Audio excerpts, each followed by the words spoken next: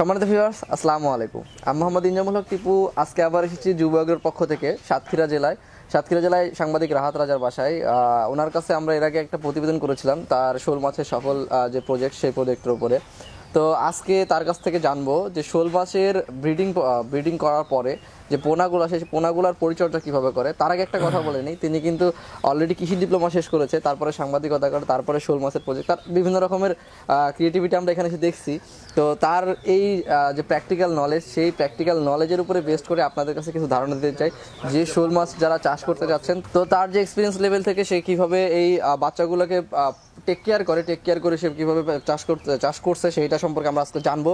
তো আপনি আমাদের কাছে জানাবেন যে হচ্ছে কীভাবে আপনি এই বাচ্চাগুলোকে টেক কেয়ার করেন, একদম জিরো থেকে কীভাবে টেক কেয়ার করেন। এখানে এই ছোট জায়গাটায় আমি একজোড়া বোর্ড দেওয়ার 15-20 দিনের মাথায় যখন আমার পোনাটা দেয়, তখন ছোট্ট পোকার মতো ঘুরতে থাকে একটা ঝাঁক ওর মা বাবার সাথে। ওর বাবা নিচে হচ্ছে পাহারা দেয় জন্য কোনো কেউ ওদেরকে অ্যাটাক না করতে পারে, আর মা ওদের মায়ের গায়ে একটা লালা থাকে, সেই লালাটা ওরা খায় 1-2 দিন বয়স যখন থাকে। তারপরে ওরা খেতে পারে না, তখন একটা 2-3 দিন বয়স পর্যন্ত ওরা খায় না, মানে ওদের খাওয়ার এটা তৈরি হয় না। তো সেক্ষেত্রে না খাইলেও আমরা একটা করি যে হাঁসের ডিমটা আমরা পেস্টি করে ওটা একদম গুলায় ওটা আমরা হচ্ছে স্প্রে করে কিংবা হাত দিয়ে চামচ দিয়ে চেলে দিয়ে আমরা ওদের ওই যে ঝাঁকটা থাকে ওই ঝাঁকে দেওয়ার চেষ্টা করি, এবং ওটা ওদের গায়ে লাগার পরে ওদের একটা এনার্জি তৈরি হয়। তারপরে কিছুদিন পর থেকে ওরা খাওয়া শুরু করে। ওই আমরা 3 বেলা দিই, একটা ডিম ভেঙে 3 বার দিতে পারি একটা ঝাঁকে। দেওয়ার পরে ওইটা খাই। এটা 1-2 সপ্তাহ দেওয়ার পরে আস্তে আস্তে যখন ওদের একটু সাইজ বড় হয়, লাল হয়ে ওটা আস্তে আস্তে প্রথমে কালো থাকে, কালো মতো, তারপর আস্তে আস্তে লাল টকটকা লাল হয়ে যায়। তো সেখানে আমরা তখন আস্তে আস্তে ওদেরকে যে করতে পারি, যে কোনো কম দামি মাছ কিনে গরম পানিতে সেদ্ধ করে একেবারে ক্ষীরের মতো করে পেস্টি জাতীয় করে আমরা এদেরকে দিতে পারি। সেম ওই যে আমরা ডিম যেভাবে দিতাম এভাবে দিলে এটা খাবে, খুব মজা করে খাবে। প্রথমে কোনো কিছু এটা তো খাওয়া শেখে না, আস্তে আস্তে শেখাতে হয়। তো এরকম প্রথমে 1-2 দিন দিলে আস্তে আস্তে খাওয়া শুরু করে। এই পেস্ট্রিটা আমরা বেশ লং টাইম দিতে থাকি, প্রায় মাছের 50-60 গ্রাম ওজন হওয়া পর্যন্ত আমরা দিতে থাকি। তারপর আস্তে আস্তে যখন দেখি যে মাছ একটু অন্য মাছ খেতে শিখছে, সেক্ষেত্রে আমরা প্র্যাকটিক্যালি দেখি যে ছোটো কুচি কুচি করে ছোটো মাছ দিলে খায় কিনা। অনেক সময় খায়, আবার অনেক সময় যে মাছগুলোর গ্রোথ কম, ছোটো একটু সাইজ, সেগুলো খেতে পারে না, তখন আমরা পেস্টি মাছ দিতে থাকি। এর ফাঁকে আবার যদি আমরা এই যে আমাদের পিঁপড়ার ডিম সাদা, এটা যদি সংগ্রহ করে দিতে পারি, এটা মাছের জন্য খুবই ভালো হয়। মাছের গ্রোথ ভালো হয় এবং ছোটোবেলা থেকে মাছের রোগ প্রতিরোধ ক্ষমতাটা তৈরি হয়। তো এটা দেওয়ার পরে আমরা সেদ্ধ মাছ দিতেই থাকি যতক্ষণ পর্যন্ত এরা ছোটো কাঁচা মাছ খেতে না শিখে। ছোটো কাঁচা মাছ আমরা কেটে কেটে দিলে যখন দেখবো এরা খেতে পারছে, তখন থেকে আমরা খেতে দেবো।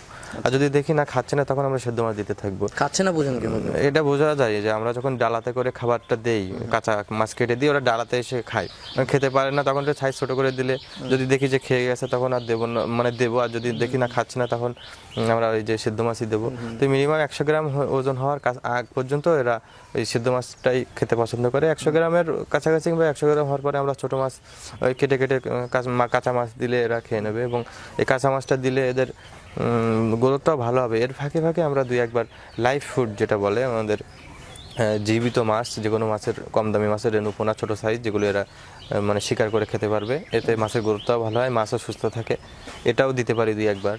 কতদিন পর আমরা রেণুপোনাটা দেব? রেণুপোনাটা আমরা 100 গ্রাম প্লাস ওজন হওয়ার পরে, সাইজ বুঝে মাছের 100 গ্রাম ওজন হওয়ার পরে দেখা যায় মাছগুলো 5-6 ইঞ্চি ছোটো ছোটো 4 ইঞ্চি সাইজের পোনা ধরে ধরে খেতে পারবে। এই সাইজের পোনা দিতে পারি। মাছগুলো আরও যখন বড় হবে, তখন মাছের ওই ওয়েট দেখে কিংবা মাছের শরীর দেখে আমরা বুঝতে পারবো যে এটা কোন ধরনের পোনা খেতে পারবে। সেই ধরনের পোনা, কম দামি পোনা, জীবিত পোনা আমরা পুকুরে দেবো। এইভাবে আমরা লাইভ ফিড দিলে বেশি ভালো হয়, বেশি দ্রুত গ্রোথ হয়। এইভাবে আমরা নার্সিংটা কতদিন পর্যন্ত করব? হ্যাঁ, এভাবে আমরা এইভাবে লাইভ ফিড কিংবা কাঁচা মাছ দিতে, যদি লাইভ ফিড না থাকে কাঁচা মাছ দিয়ে যাবো। এইভাবে আমরা 1 বছরের মতো রাখলে মাছটা 1 কেজি প্লাস হবে ইনশাল্লাহ। তো দর্শক বন্ধুরা, আজকে আপনারা যে শোল মাছের পুরো সম্পূর্ণ থেকে নার্সিং পর্যন্ত যতটুকু আছে, আমি আপনাদের কাছে এসে যতটুকু তুলে ধরতে পারলাম রাহাত রাজা ভাইয়ের মাধ্যমে, তার পার্সোনাল এক্সপিরিয়েন্স থেকে, আশা করা যায় যারা শোল মাছ চাষ করতে যাচ্ছিলেন তাদের জন্য এই ভিডিওটা অনেক উপকারী হয়েছে। যদি আপনাদের এরকম আরও কিছু জানার থাকে অবশ্যই আমাদেরকে জানাবেন। রাহাত রাজা ভাইয়ের কিন্তু অলরেডি ইউটিউব চ্যানেল আছে, কৃষকের গল্প, সেখানে গিয়ে কিন্তু আপনারা তাকে জিজ্ঞেস করতে পারেন, তার কাছ থেকে প্রশ্ন জানতে পারেন, যেহেতু তিনি একজন এক্সপিরিয়েন্স পার্সন, তিনি অলরেডি মাছ চাষ শুরু করেছেন। তাছাড়া জাকির চাচার নাম্বার দেখেন আমি অলরেডি এর আগে ভিডিওতে দিয়ে দিছি, আপনারা ওখান থেকে ওনার সাথে কন্ট্যাক্ট করে সেই সম্পর্কে তথ্য জানতে পারবেন। এবং আমিও শুরু করতেছি, আমার জন্য দোয়া রাখবেন।